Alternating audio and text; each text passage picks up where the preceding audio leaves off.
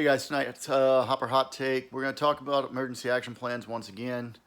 I know we talk a lot about that. It's super, super important. But let's think about this one. You know, we talk about emergency action plans on a regular basis, but we talk about those in our home facilities. But what about when we go on the road? What does an emergency action plan look like when we go on the road? As an athletic trainer, you know, hopefully we're communicating with the home team athletic trainer who's already established an emergency action plan. That way we just follow theirs, we're good to go, right?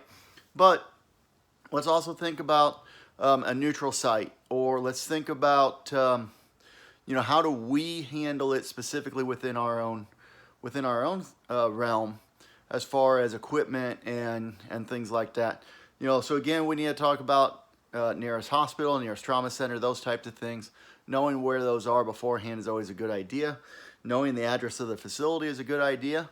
Okay, again, hopefully you get that information from the home team athletic trainer, but maybe you don't, right? You know, the other things.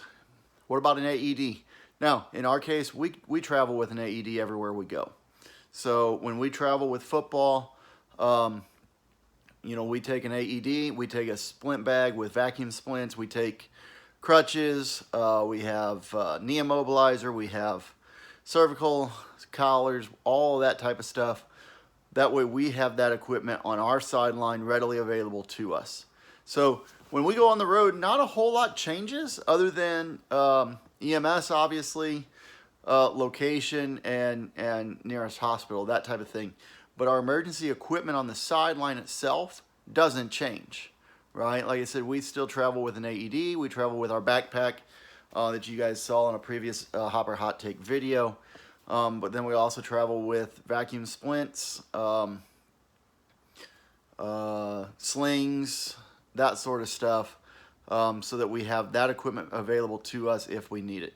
So again, let's talk about going on the road. When you go on the road, you need to make sure you have that emergency equipment, because emergencies happen on the road just like they do at home, right? But that's also why in a lot of different cases we like to carry duplicates once again, so that we have the equipment that we need when we need it, because in an athletic emergency, seconds and minutes count. So that's tonight's Hopper Hot Take, talking about emergency action plans on the road. Making sure we're ready for that emergency, whether it's on the road or at home, because you never know when it's going to happen. Have a good night.